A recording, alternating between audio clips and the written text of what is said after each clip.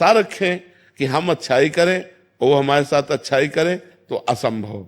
ये कलयुग है, यहाँ कपट छल, मतलब अगर आप उनकी ऐसी परिस्थिति में जब कोई सहयोग नहीं दे रहा, सहयोग दे दिया और उसको पता चल गया कि आदमी तो सरल स्वभाव का दयावान है, तो वो आपको नष्ट करने की भी सोच सकता है कि इसको फंसा लो। वो ये नहीं सोचेगा कि जब कोई साथ नहीं दे रहा था तब इस व्यक्ति ने साथ दिया, मैं कृतज्ञता प्रकट करूं। नहीं, आज का समय ऐसा नहीं। आपको बेवकूफ माना जाएगा, आप ज्यादा उदारता दिखाएंगे और ज्यादा सहयोग करेंगे तो माना जाएगा कम बुद्धि का आदमी। जी महाराज जी यही बोलते हैं। हाँ और जो छल कपट बेईमानी करे, बोले बड़े प्रवीण आदमी है। आज सम्मान किनका होता है? दंभी, पाखंडी, छल कपट का। और सत्य से चलोगे तो बुद्धू कहे जाओगे। दूसरे को जरूरत पड़ी, अपनी जेब से निकाल के दे दिया। दूसरा भूखा है, अपना भोजन दे। इसको भगवान आदर देते हैं। तो हम जब जिसको भगवान आदर देते हैं उसका कोई अनादर नहीं कर सकता, वो आगे चलकर प्रकाशित हो जाएगा। इसलिए आप भगवान से जुड़ो, इंसान की सेवा करो भगवत भाव से, बदले में उससे मत चाहो, तो आपकी अच्छाई आपको भगवान तक पहुंचा देगी। पर जी हम क्या चाहते हैं कि अभी हमने अच्छा किया तो अच्छे का परिणाम तत्काल अच्छा मिले, बट महाराज जी ये तो पक्का है ना कि बाद में मिलेगा हमें? पक्का 1000% पक्का मिलेगा। जब बुरे कर्म का फल मिलता है तो अच्छाई का फल क्यों नहीं मिलेगा? नहीं मिले। महाराज जी उसका रूप क्या होगा? वो इससे अच्छा होगा। जैसे हमने इनको संकट विपत्ति में सहयोग किया, तो हमारे जीवन में संकट विपत्ति जब कभी आएगी तो उस समय भगवान सहयोग करेंगे। और सबसे बड़ी बात होती है, भगवान प्रसन्न हो जाते हैं। और जिस पर भगवान प्रसन्न हो जाते हैं उस पर सुर नर मुनि सब प्रसन्न हो जाते हैं। फिर उसका मंगल, जो इतना तो चाहते हैं कि भले आप हमारे बदले में कुछ ना करें, लेकिन मुंह पर इतनी बड़ाई तो कर दें। इतना कान सुनना चाहते, ये भी हटा दे, ये भी इच्छा हटा दे। वो बोले ना बोले, नेकी कर दरिया में डाल, मंगल हो जाएगा तुम्हारा। भगवान प्रसन्न हो गए तो सब बात बन जाएगी। महाराज जी इससे संतोष हो रहा है कि बाद में तो अच्छा होगा? बहुत अच्छा होगा, बहुत अच्छा होगा।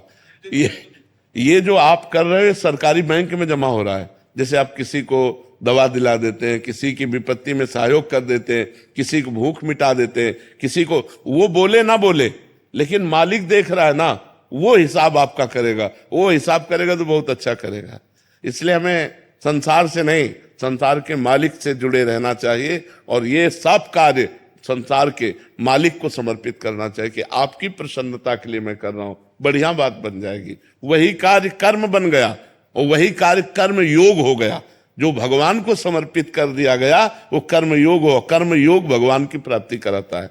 शब्द है, सफल नहीं होगा कभी। कोई चालाकी से सफल हो सकता है। रावण जैसा कोई चालाक पुरुष था, सब विद्याओं का ज्ञाता, परम चालाक था। कालनेमित से बढ़कर कोई चालाक था? पूरी संजीवनी बूटी जैसी ही द्रोणागिरी में हर औषधि को कर दिया और साधु बनकर बैठ गया। हनुमान जी ने मार डाला, राम जी ने रावण को मार डाला, रहा न को कुल रोवन यारा। चालाक पुरुष सफल कैसे हो सकता है? नहीं, सीधा सरल पुरुष कष्ट पा सकता है, पर सफल सीधा सरल सच्चाई पर चलने वाला हो। जैसे कल कौन सा चक्रव्यूह रचना है तो वो बता देते थे। इसीलिए भगवान 2 बैठक करते थे, एक युधिष्ठिर के साथ और एक युधिष्ठिर से अलग। युधिष्ठिर के साथ जो बैठक की वो चक्रव्यूह रचना ही नहीं होगी, क्योंकि वो दुर्योधन को पता हो। इतने सरल थे कि वो आके पूछ लेते, वो पूरी बात बता देते थे। तो आप देखो विनाश किसका हुआ? चतुर चालाक, जिसके साथ शकुनी, दुशासन, कर्ण, दुर्योधन के साथ इतने चालाक, चालाकी की हद थे ये लोग। तो क्या ये लोग सफल हुए? नहीं, सफल हुए सीधे साधे युधिष्ठिर जी महाराज। और नाश हुआ उन चालाक पुरुषों का। तो चालाक पुरुष तुम्हें सफल होते नजर आएगा लेकिन सफल नहीं हो सकता। सीधा साधा पुरुष तुम्हें दुख भोगते नजर आएगा लेकिन वो दुख भोगेगा नहीं, आगे चलकर वही विजय को प्राप्त होगा। थोड़ी यात्रा ऐसी है जिसमें संशय हो सकता है देखकर कि बेईमान, दुष्ट, चालाक, कपटी पुरुष उन्नति को प्राप्त हो रहा है और धर्मात्मा, ईमानदार दुख को प्राप्त हो रहा है। थोड़ी देर की यात्रा है लेकिन परिणाम में जो सही चल रहा है उसका सही परिणाम होगा और जो गलत चल रहा है उसका गलत परिणाम होगा पक्का। आज तक की पूरा सृष्टि का विधान ऐसा है। वो देखो दुर्योधन राजा बना कि नहीं बना? दुर्योधन राजा कुछ दिन के लिए बना कि नहीं बना, लेकिन 100 भाई मारे गए। असली में राजा हस्तिनापुर के महाराज युधिष्ठिर ही बने। थोड़ी देर के लिए वो पद को प्राप्त दिखाई, ऐसा हो सकता है, मान सकते हैं, उसका पुण्य उसको साथ दे सकता है, लेकिन परिणाम जो जीवन का परिणाम है वो ये पद नहीं है। मरोगे तो तुम्हारे साथ पद नहीं जाएगा, तुम्हारे साथ रुपया नहीं जाएगा, तुम्हारी अच्छाई ऐसी बुद्धि भ्रष्ट कर देते हैं कि खुला आचरण उसकी गंदगी सामने आ जाती है। आदमी की इज्जत चली गई तो किस योग रह गया। तो ये पक्का समझ लो, अच्छा पुरुष और धर्मात्मा पुरुष दुखी हो सकता है लेकिन हार नहीं सकता। विजय को वही प्राप्त होगा। यत्र योगेश्वरा कृष्णो यत्र पार्थो धनुर्धरा तत्र श्री विजयो भूतिर ध्रुवा नीतिर मतिर्मम। ये निश्चित बात है, जहां धर्म है, जहां भगवान है, वहां विजय जरूर होगी। थोड़ी देर के लिए, अब जैसे 12 वर्ष का वनवास, 1 वर्ष का अज्ञातवास महाराज युधिष्ठिर को हुआ, इतने धर्मात्मा होते हुए, और ये दुष्ट लोग मौज उड़ाते रहे, लेकिन परिणाम में महाराज युधिष्ठिर ही चक्रवर्ती सम्राट बने और 100 के 100 कौरव मारे गए। तो इसलिए हमें अपने मन को धर्म में ही लगाना चाहिए, चाहे थोड़ा दुख मिले, थोड़ा उन्नति कम दिखाई दे, लेकिन आगे चलकर वो उन्नति को प्राप्त होगा।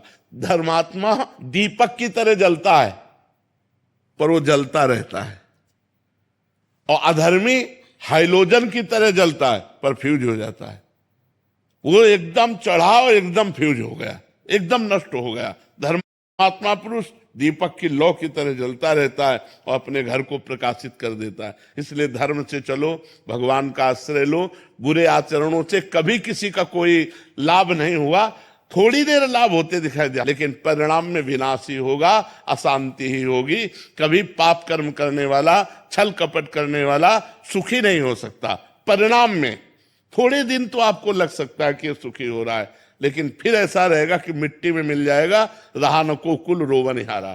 सामने से तो बहुत सुंदर दिखाई दे रहे, और पीछे जो पाप कर रहे तो मालिक देख रहा है, उसका हिसाब मालिक करेगा। मालिक की दुकान में है, सबका जीवन खाता। पाई भर का भी चूक नहीं होती हमारे मालिक से, एक एक बात का हिसाब होता है।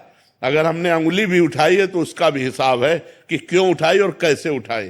परमात्मा सबको देख रहा है, इसलिए ये मत दे